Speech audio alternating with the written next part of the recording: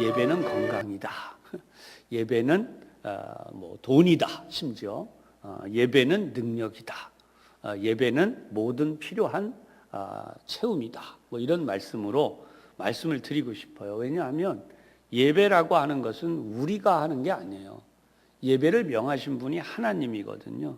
그래서 오늘 우리가 함께 봉독한 말라기에도 이 말씀이 나오는데요. 말라기 2장 본문, 아까 제가 본 부분을 잠깐 설명해 드리면, 우리 함께 봤죠? 너희 제사장들아, 그렇게 시작을 해요. 이제 너희에게 이같이 명령하노라. 만군의 여호와가 이르노라. 너희가 듣지 아니하며, 그랬어요. 마음에 두지 아니하며 내 이름을 영화롭게 하지 아니하며. 하나님의 이름을 영화롭게 하는 그것이 예배예요. 예배.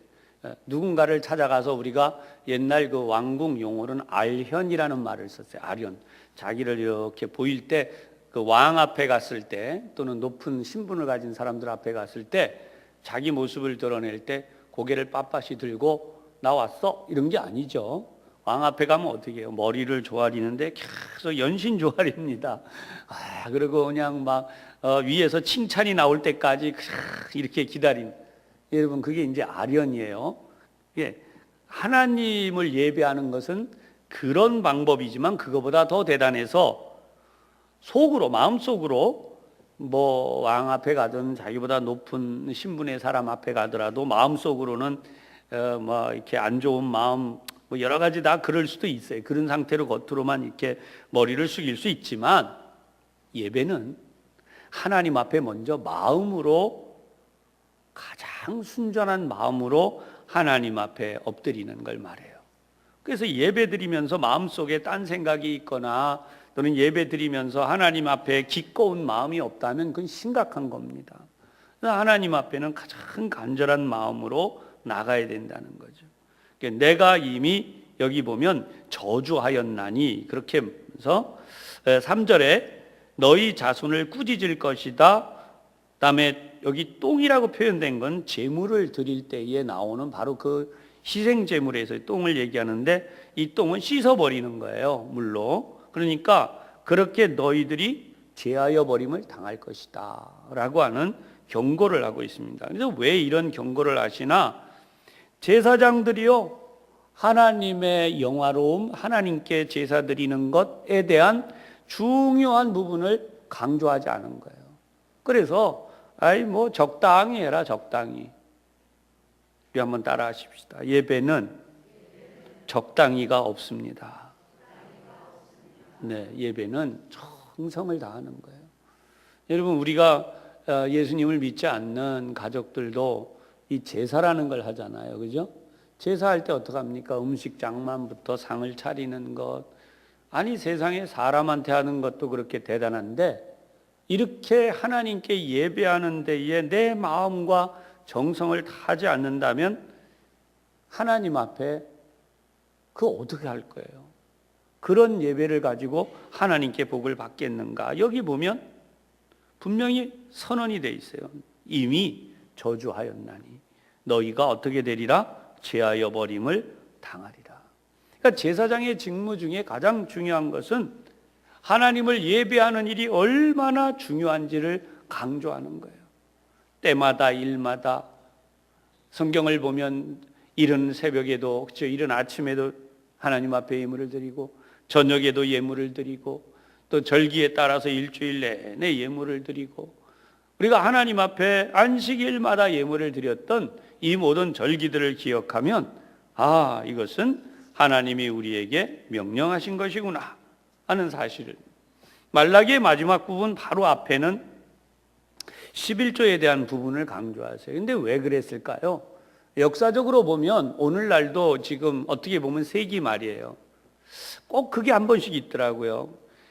한 나라나 한 사회가 완전히 뒤집혔다가 새로 시작되면 말씀대로 가요. 이스라엘 역사도 그래요. 근데 이스라엘이 망할 때가 되니까 어떤 일이 생기느냐? 하나님 앞에 드리는 예물을 멸시하는 거예요. 제사도 마찬가지였지만 11조를 비롯한 다양한 하나님 앞에 드려야 될 헌물을 멸시하고 드리질 않는 거예요. 여러분, 이 시대가 신학교에서부터 이런 부분들이 지금 서서히 사라져가요. 제가 신학 교수님들도 종종 만나 뵙는데 11조 강조하시는 교수님 요즘 없습니다. 신학교 안에. 그러나 제가 신학교 맨 처음 들어갔을 때는 엄청나게 강조하셨어요. 그럼 지금 와서는 그럼 왜 그렇게 없어지나? 점점 사람들이 하나님께 복 받는 이 부분이 약해지는 거예요. 거듭 여러분들에게 말씀드리지만 정확한 11조는 정확한 하나님의 물질의 복을 받아요. 이거는 성경이 말씀하고 있는 거예요.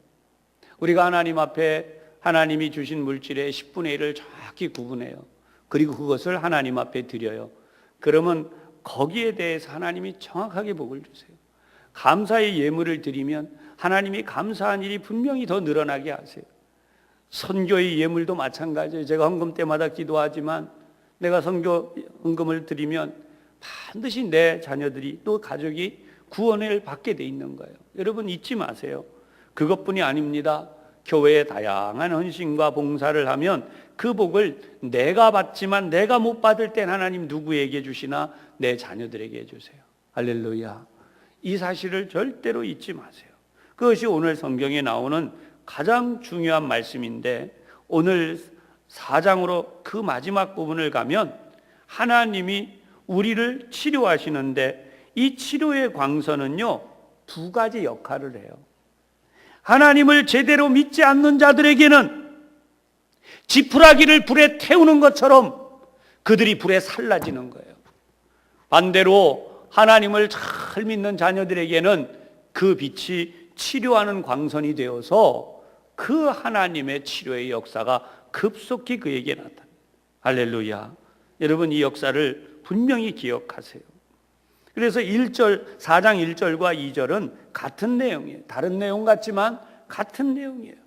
하나님의 빛, 그 하나님의 같은 빛이 누구는 불살라버리고 누구는 치료하는 역사가 되게 하십니다. 그런데 마지막 부분에 우리 내려가면서 어떤 말씀이 나오냐면 돌이키라 그래요. 하나님께로 돌이키라. 그것이 오늘 이 시대에 우리에게 주신 마지막 사명이에요.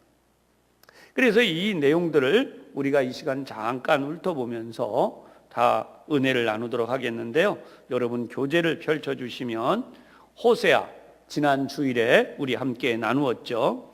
12권의 소선지서, 이제 맨 뒷부분의 정리를 따로 해드렸습니다만 이 소선지서 내용이에요. 이것은 북이스라엘에 대한 하나님의 예언이죠.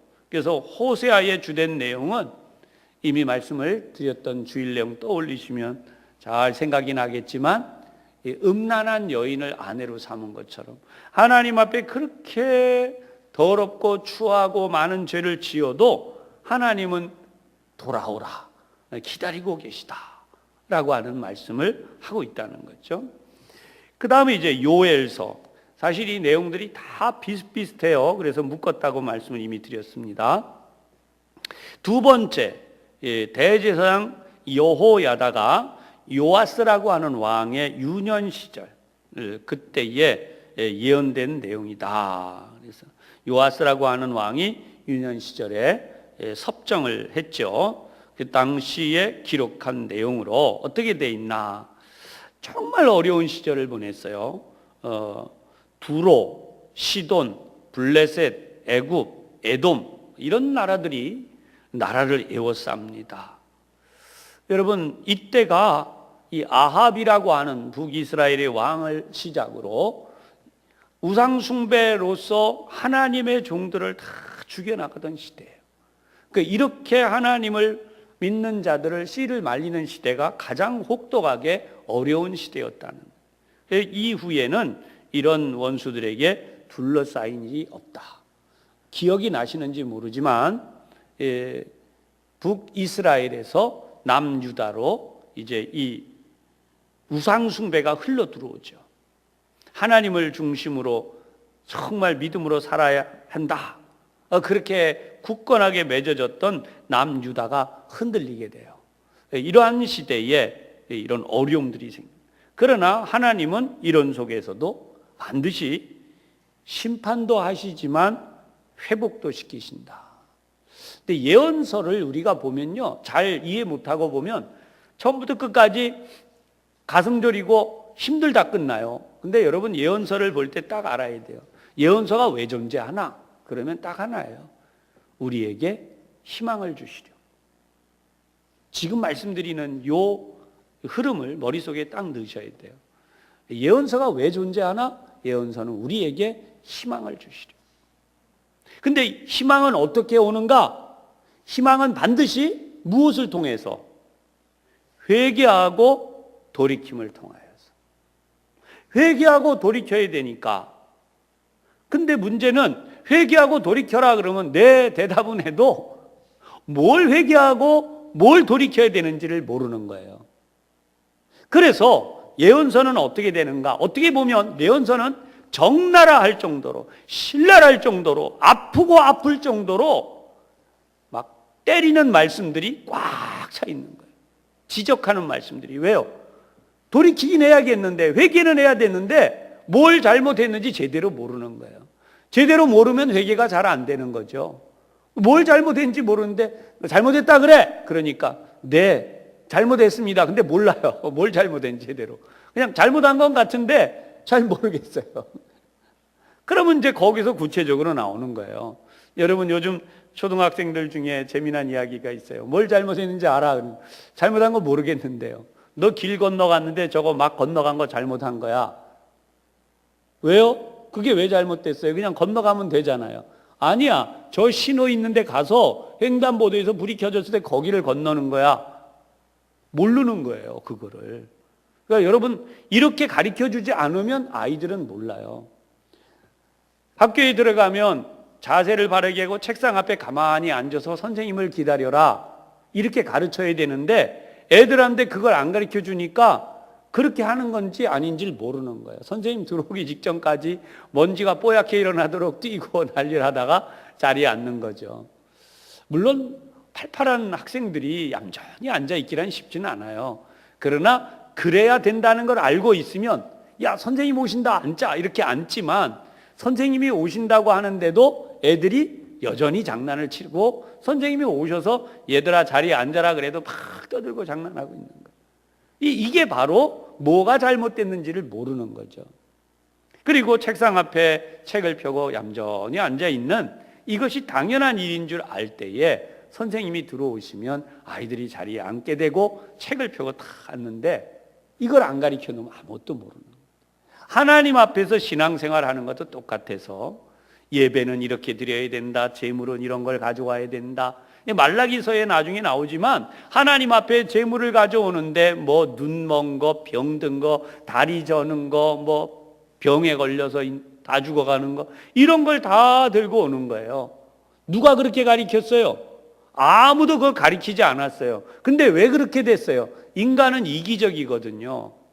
알아서 욕심대로, 알아서 이기적으로, 알아서 타락하는 방향으로 간다니까요. 예배드리자고 막 강조하고 우리 예배드립시다 안 하면요 점점 예배 시간이 흔들리거나 없어져 가요. 저는 제가 산성교회 담임 목회를 하면서 너무나 감사한 거는 우리 교우들이 너무나 부지런해요. 예배 시간 전에 대부분 다 오셔요. 그리고 예배를 잘 드리시는 거죠. 그런가 하면 새벽 예배도 마찬가지예요. 우리 교회는 그런 의미에서 너무나 감사해서 하나님 앞에 제가 늘 감사기도해요. 교우들 보고 예배 나와야 됩니다. 나오세요. 뭐 일일이 막만 그래도 안 나온답니다. 어떤 교회들은 새벽 예배 나오자고 막 얘기해도요 안 나온다는 거예요. 그런 얘기 들으면 아 나는 참 하나님 은혜로 행복하게 목회하고 있구나. 할렐루야. 네. 아 왜 아멘을 다시 할렐루야. 네. 새벽 예배 잘 나오시고 수예배도 잘 나오시고 금요일에도 주일 예배 얼마나 감사하니. 오늘 여기 써 있는 내용은 하나님의 긍휼, 하나님의 회복 이것이 순서대로 가는 거예요. 그럼 다시 봅시다. 아모스 선지자는 목자, 뽕나무의 특별한 인물이에요. 다른 선지자들은 쉽게 설명하면 선지학교를 다녔고 또 뭐 준비되어졌고 가문대대로 제사장 집안이고 이런 내용이 있는데 이 아모스는 뽕나무를 재배하던 농부예요. 근데 하나님이 이 사람을 불렀다는 거죠. 그래서 북이스라엘 여로보암 2세 때에 예언 활동을 하게 하셨어요. 심판과 회복. 그 다음에 이제 오바댜가 나와요. 이 오바댜는 21절, 구약 성경에서 가장 짧은 책인데 여기에 이제 좀 복잡해요. 이유가 뭐냐면 저작 연대가 언제냐라고 하는 것 때문에 그래요. 그러나 우리는 저작 연대가 그렇다는 것만 알면 돼요. 연대가 불분명하기 때문에. 그러나 이 내용은 중요하게 정확하게 뭐냐? 하나님이 에돔도 심판하신다는 거예요. 그래서 이렇게 이해를 하시고, 그 다음에 요나가 참 논쟁이 많은 책인데요. 그럼에도 불구하고 요나는 이 성경에서 이 아수르 왕, 니누의 왕이라고 했기 때문에 이 비평가들이 이 책이 문제가 있는 책이다라고 이야기를 자꾸 하는 거예요. 여러분 어디나 그렇듯이 비평가들이 있어요. 이 성경에 대해서 진실성, 이 성경이 그러냐 아니냐. 근데 사실 여러분 비평가들을 뭐라고 하진 마세요. 왜냐하면 비평가들 때문에 성경을 좀 더 자세히 연구하게 돼요. 그래서 이게 얼마나 중요한 책인가를 발견하게 되기 때문에 비평가들의 역기능만 있는 게 아니라 순기능도 있어요. 근데 여기 보면 사마리아 왕 또는 다메섹 왕이라고 하는 부분이 성경에 나오고 있기 때문에 니누의 왕이라고 하는 표현을 이 요나서에서 썼다 그래서 문제가 안 된다. 그리고 이 부분은 나중에 예수님이 마태복음에서 이 요나의 이야기를 예를 들어서 설명을 하셨어요. 그래서 이 성경은 진실한 성경이다. 근데 여기에 핵심이 유대인들이 가장 싫어하는 내용이라 그랬어요. 이 내용이 뭐냐면 하나님은 이방인들을 완전히 없애시고 유대인들만 꽉 채우시는 줄로 유대인들은 지금도 믿고 있어요. 뭐 그들이 다른 나라에 대해서 일절 상관 안 합니다. 근데 여기에는 뭐가 나오느냐? 하나님은 이방인들을 긍휼히 여기서 특히 니느웨 그 나라를 하나님이 구원하기를 원하신다라는 메시지를 담아놓은 거예요. 이게 유대인들로서는 받아들일 수 없는 거죠. 요나가 다시스로 가는 배를 타고 도망간 이야기를 그때 설명을 해드렸습니다. 그래서 이스라엘 선지자 입장에서는 하나님이 이방 나라를 구원하신다는 걸 이해할 수 없다는 거예요.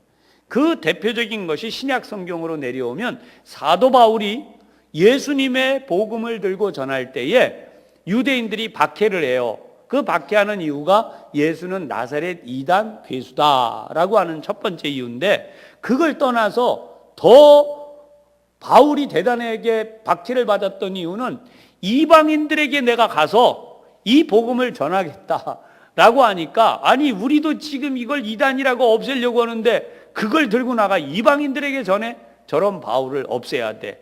여러분 그게 바로 유대인들이 가진 이방인에 대한 마음이에요. 이방인들은 구원받을 수가 없는 존재예요. 그들은 하나님은 자기들만의 하나님이라는 거죠. 그런 의미를 가지고 우리가 요나서를 좀 이해해야 되겠습니다. 그 다음에 이제 미가서는 히스기야 시대의 이야기예요. 히스기야 시대 통치 시대. 근데 이때 미가서는 이사야서와 만나는 지점이 있습니다. 그래서 여기 성경 본문을 담아놨는데요. 메시아 왕국에 대한 메시지예요.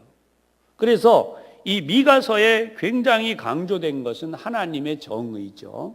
그래서 하나님의 인자, 하나님의 정의, 하나님의 사랑, 이 부분을 강조해 놨어요. 역시 심판과 회복에 대한 내용이죠.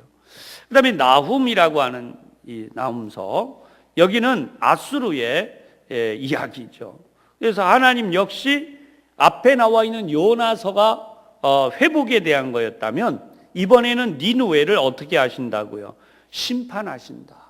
결국은 처음에는 돌이키는 데 했지만 나중에는 어떻게 해요? 하나님께로 완전히 돌아오지 않기 때문에. 그래서 이 내용도 그렇게 이해를 하시면 되겠어요. 하박국은 하나님이 심판을 하셔서 이제 남은 것이 없는 그런 시대를 보여줘요. 하박국 선지자가 가장 하나님 앞에 매달렸던 내용은 뭐였냐면, 왜 악인들이 잘 되고 있나요? 라는 거예요. 왜 하나님의 백성들은, 이스라엘은 이렇게 어렵고 힘든데 그 이방을 섬기고 우상을 섬기고 이런 사람들 왜 잘 되나? 악인들이 왜 잘 되나요? 라고 하는, 그런데 하나님께서는 하박국 선지자에게 하나님의 뜻을 알려주시죠. 그 뒤에 마음이 변해요. 뭐예요? 비록 무화과 나무에, 그죠? 무화과가 없고, 그죠? 포도나무에 포도가 없고, 외양간에 소가 없고, 그럴지라도 나는 여호와를 찬송할 것이다. 사실 여러분, 이 신앙이 얼마나 대단한 거냐면요, 우리 모두 분명해져야 되는 게 있어요. 여러분, 내가 예수 잘 믿게 된 것이 세상에서 가장 중요한 복이다. 할렐루야. 한번 해보십시다. 세상에서 예수 잘 믿게 된 것이 세상에서 가장 중요한 복이다. 아멘. 네.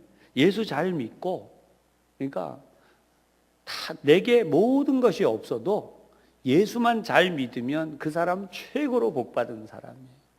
그럼 반대로 뒤집으면 어떻게 돼요? 모든 게 다 있어도 예수를 어떻게 안 하면, 안 믿거나 제대로 믿지 않으면, 이게 중요한 거예요. 예수를 안 믿거나 제대로 믿지 않으면 그 사람 세상에서 가장 불행한 사람이다. 그래서 우리가 이 사실을, 오늘도 이 말씀을 그냥 흘려들으면 안 돼요. 이게 얼마나 나에게 중요한 말씀인가. 여러분도 저도 이제 혹시 여러분들 중에 다 믿으시겠지만, 이런 제가 지금 전하는 말씀을 안 믿는, 마음 한 구석이라도 조금 어떤 저희 있는 분들은요, 천국에 가면 확실히 확인하게 돼요. 저는 분명히 천국 가면 두 가지 현상을 저 머릿속에 예상을 하는데요. 하나님께서 우리 모두 만나게 해주시면, 어떤 분은 목사님 그때 막 그렇게 설교하시고 막 그렇게 해서 제가 저를 자꾸 깨우치게 되고 하나님을 잘 믿게 돼서 이렇게 천국에 제 복이 이렇게 많습니다. 집도 이렇게 크고 쓸 것도 많고 많은 좋은. 근데 거꾸로, 목사님 너무 좀 아쉬워요. 그때 제가 좀 더 목사님 설교를 듣고 열심히 잘 믿어서 이렇게 잘 됐으면 좋은데, 와보니까 그때 마음 한쪽으로 좀 잘 안 믿기도 하고 귀찮기도 하고 막 이렇게 지나가다 보니까 와봤더니 창고는 큰데 그 안에 비었어요, 많이. 그래서 손해를 많이 봤는데 그게 좀 아쉽네요. 그런 분들이 있을 수 있다는 거예요. 이왕이면 어떻게 해야 돼요? 예수 잘 믿어요. 할렐루야. 물론 천국에 못 들어온 분들은 말할 것도 없겠죠. 그분들은 예수 믿자고 막 할 때 있긴 있어 막 이래가지고 입으로는 말 안 했지만 마음속으로는 하나님이 다 보시죠. 있긴 있어 그래가지고 자기들 멋대로 막 살고 있는 사람들, 천국 문 앞에서 하나님께서 성경에 없으니까 제가 조심스럽게 말하는 거예요. 지옥 가라 이러기는 좀 하나님이 하시는 거니까요. 근데 하나님이 천국도 만약에 변두리가 있다면, 좀 가끔 그 생각을 해봐요. 천국도 변두리가 영세민촌 옛날에 우리 그런 말이 있었죠. 변두리. 정말 그 집도 변변치 않은. 그 있을 수 있을까? 근데 그 슬피 울며 이를 갈미 있으리라. 그 부분이 뜨거운 불에서 막 고통당하는 그거하고는 조금 대조가 되더라고요. 그래서 성경을 보면 슬피 울며 이를 갈게 된다. 좀 이런 부분과 생각을 하게 돼요. 그래서 이것은 성경에 있는 본문을 유치한 거니까 여러분이 이해해서 들어주시기를 바라고요. 다음 이제 그 스바냐서를 들어갑니다. 이 스바냐서는요, 글자를 읽는, 그러니까 이 스바냐서를 읽는 것만으로도 너무나 행복한 내용들이 많이 있는데요. 근데 여기는 어떤 내용이냐면요, 유다 왕 므낫세라고 하는 유다 왕, 그 다음에 요시야 왕의 통치 초반에 대한 반복되어지는 똑같은 내용이에요. 하나님은 심판하신다. 그리고 회복시키신다. 우리 복음성가 중에 여기 나와 있는 이 스바냐서에 많이 부르죠. 너의 하나님 여호와가 너의 가운데 계시니 그는 긍휼을 베푸실 자. 그죠? 하나님은 긍휼을 베푸셔서 우리를 다 구원하신다. 자, 드디어 이제 학개서입니다. 학개서는 바벨론 포로에서 돌아와서 성전을 세우는, 지난번에 우리 특별 새벽 기도회 때 이 본문의 내용을 가지고 일주일간 말씀을 함께 나누었었습니다. 성전 공사가 16년 동안이나 중단이 되었지만 하나님은 너희가 판벽한 집에, 너희가 그렇게 좋은 집에 사는 게 마땅하냐? 하나님의 성전은 황폐해져 있는데 짓다 말고, 요즘으로 말하면 뭐 기둥들, 쇠기둥들 이렇게 막 세우다가 빨갛게 녹이 나 버렸는데 이제 이렇게 되는 거죠. 여러분, 교회는 하나님의 손길 아래서 우리가 늘 아름다운 하나님의 집으로 세워가야 될 줄로 믿습니다. 네, 그 다음에 이제 스가랴, 역시 스가랴도 심판과 회복의 내용이에요. 이 스가랴서에는 하나님이 어떻게 하시나, 하나님이 열심을 내셔서 그의 백성들을 찾아가시는 내용이 나와요. 그래서 하나님은 예루살렘에서 하나님의 역사를 이루시고, 또 하나님께서 나귀를 타고 이제 또 예수님이 들어가는 내용, 또 십자가에서 고난 당하시는 내용, 그 다음에 재림하시는 내용, 이렇게까지 해서 쭉 내용이 나오고 있어요. 그래서 오늘 말라기서까지, 조금 전에 말라기 설명을 했는데 말라기서까지 우리가 지금 다 봤습니다. 여러분, 이 성경을 보면서 우리가 기억해야 될 것이 있습니다. 대예언서라고 하는 부분과 소선지서라고 하는 부분, 또는 소예언서라고 하는 부분, 두 가지로 설명을 할 수 있습니다. 첫째는 대예언서 또는 대선지서라고 하는 표현을 쓰는 것은, 여기가요 양이 많아요. 성경 중에 이사야, 예레미야, 에스겔, 다니엘. 사실 뭐 다니엘이 그렇게 썩 많지는 않은데 그럼에도 불구하고 분류를 그렇게 해 놓았습니다. 그런가 하면 소선지서라고 하는 12권, 우리들이 이제 알아야 되는 것은요, 히브리 원문 성경에는 이 12권이 모두 한 권으로 묶여 있다는 거예요. 상식으로 알고 계시는 게 좋아요. 그래서 히브리 원문 성경은, 원전은 이 12권의 소선지서가 몽땅 한 권의 책으로 되어져 있다. 그리고 이것은 70인역이라고 하는 헬라어로 번역되어진 성경에서는 배열이 좀 다르다는 거예요. 지금 우리 성경에 있는 이 배열, 저는 지금 성경의 역사적 배열이 아니라 성경의 순서대로 배열되어 있는 대로 여러분들에게 말씀해 드리고 있어요. 시간별로 배열을 하면 달라져요. 여기 지금 70인역은 길고 짧음으로 아마 배열을 하지 않았겠나. 그래서 다시 시대별로 배열했다라고 하는 것에서 오늘 여러분들이 번호 1번, 아수르 시대, 초기 아수르 시대에 예언한 것, 호세아, 요엘, 아모스, 오바댜, 요나, 미가, 여기까지. 그 다음에 두 번째 부분으로 바벨론 시대로 넘어가는, 아수르와 바벨론 시대로 넘어가면서 나움, 하박국, 스바냐.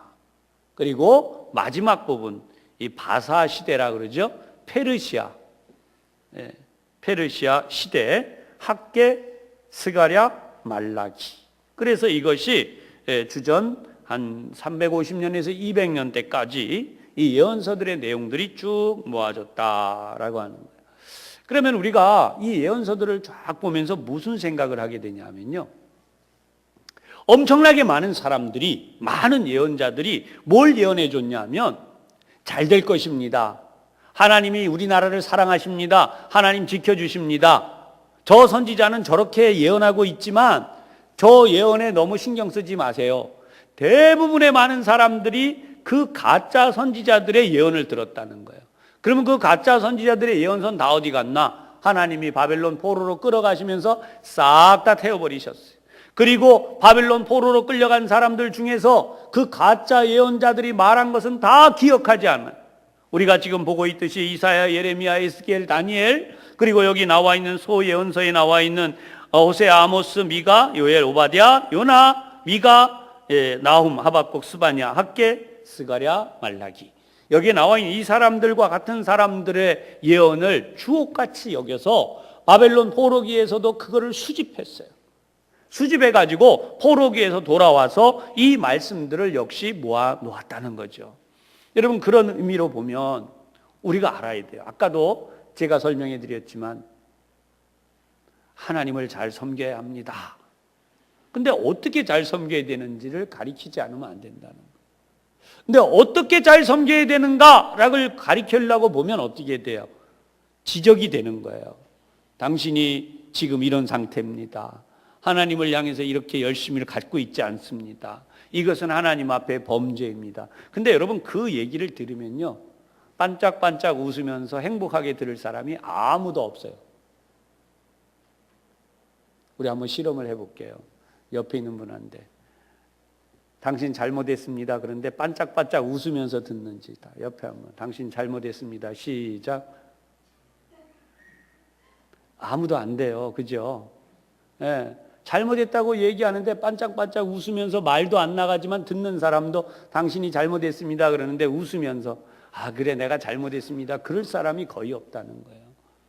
반대로 당신 참 잘했습니다. 그러면 영문도 모르지만 잘했다는데 기분 나빠할 사람은 없어요. 그냥 삥끗이 웃으면서 잘했다니까 그냥 아이 그런가 보다 하거든.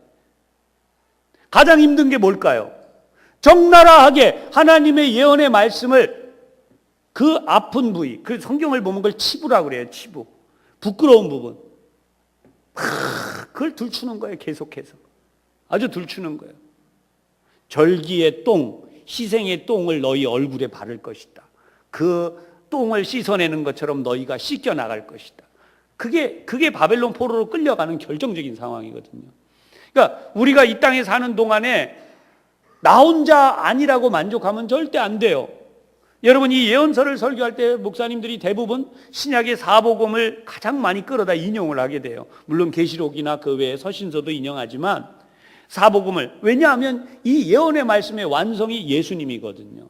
그러니까 예언의 말씀으로써 우리에게 희망을 주고 마무리를 해요. 그러나 가장 중요한 것은 우리가 이 말씀을 적나라하게 깨닫지 않고 이 말씀으로 나를 정말 고치고 새롭게 하지 않고 사복음에 나오는 예수님의 말씀 중에 회복과 그리고 천국에 대한 약속과 그리고 이 복 받는 것에 대한 것만 생각한다면 그건 우리가 성경을 제대로 보고 있지 않는 거예요. 언젠가는 그 부분에 대해서 아, 내가 나를 속였구나 라고 하는 거예요. 뭐 이런 예화가 요즘에는 차별 금지가 된다 그래갖고 썩 좋지 않지만 그전에 그런 거 있잖아요. 고등학교 3학년까지 한 반에서 아이들이 뛰어다닙니다. 뭐 60명, 저희 때 60명 넘었으니까 앞뒤를 뛰어다니면서 한 반에서 놀아요. 1등부터 60등까지. 공부를 잘하거나 못하거나 그 사이에서는 별로 그렇게 뭐 공부 못한다고 무시하지도 않고 공부 잘한다고 또 이렇게 뭐 그렇게 잘난 척도 하지 않죠. 그 속에서 막 어울려 다니지만 그러나 졸업을 딱 하고 나면 길이 달라져서 일부는 대학에도 인류대를 간 친구가 오고 또 그 다음에 뭐 2류, 3류, 심지어 재수 또 그것도 어려운 아예 나는 공부하기 늦었어 뭐 이런 사람 그냥 오면은요 친구들끼리 만나면 거기서 벌써 결정이 나잖아요. 벌써 고개를 푹 숙이고 이렇게 뭐 이러면서 과거에 그 교실에서 활달하게 졸업하는 마지막 수업할 때까지 막 팔짝거리고 뛰어다니던 모습이 안 보여요. 이제는 그런 시절이 다시는 오지도 않는 거죠. 그렇게 끝나는 거죠. 신앙생활도 저는 같다고 봐져요. 하나님 앞에서 우리가 믿음을 다해서 열심히 살아가는 결국은 우리가 이 세상을 떠나갈 때 저나 여러분이 다 마찬가지예요. 저도 이제 뭐 어제도 우리 시차례하고 그러는 가운데서 뭐 새벽 예배 때 면접 보는 이야기도 잠깐 말씀을 드렸지만 정말 하나님을 잘 믿는 게 얼마나 중요한가. 말로만 하나님 잘 믿어야 됩니다. 하나님 잘 믿어야 됩니다. 이것만 강조해서는 절대로 또 안 되는 거예요. 하나님을 어떻게 잘 믿어야 되는가. 그런 의미에서 우리 교회가 지금 여러분 하나님의 뜻을 더 많이 구하는 교회이면 틀림이 없습니다. 할렐루야. 하나님의 뜻을 더 많이 구하는 교회이면 틀림이 없으나 그러나 우리가 이것이 어떤 수준에 이뤘다 됐다라는 착각은 하면 안 된다는 거예요. 우리 하나님께서 인정해 주실 때까지 아멘. 하나님이 인정해 주실 때까지 하나님이 인정해 주실 때에 내 인생이 바뀌고 내 삶이 바뀌는 거예요. 나 혼자 만족한 데서 내 신앙이 끝나면 안 돼요. 종종 우리 실수하는 것 중에 하나가 이만하면 됐겠지라고 하는 생각입니다. 그리고 뭔가 나에게 있었던 그 어떤 것들이 해소되어지면, 내 마음과 내 생각의 모든 것들이 어느 정도 해소가 되면 나는 하나님 잘 믿은 걸로 착각할 수 있어요. 절대로 그러면 안 돼요. 하나님이 우리에게 말씀하실 때까지 이 성경이 우리의 마음을 하나님께로 항상 돌이키고, 할렐루야. 언젠가 우스갯소리처럼 예와 있었던 내용이지만, 목사가 수요 예배를 잊어먹고 목사가 낚시질하러 가는 목사 이야기가 있었잖아요. 그죠? 수요 예배가 있는데 안수 집사님한테 딱 걸렸어요. 낚시 가방을 메고 막 나가니까, 목사님 어디 가세요? 했더니 나 낚시하러 가는데, 그랬더니 안수 집사님 말, 오늘이 수요일인데요. 그랬다는 거죠. 여러분, 우리가 신앙생활하면 하나님의 자녀, 하나님의 백성들은 절대로 잊어버려서는 안 되는 게, 내가 하나님을 사랑하는 부분. 우리 끝으로 한번 권면하고 마치십시다. 나는 하나님을 사랑합니다. 아멘. 네, 사랑하는 분을 만나러 오는 예배가 항상 행복하기를 다시 한번 주님의 이름으로 축복합니다. 네, 기도하겠습니다.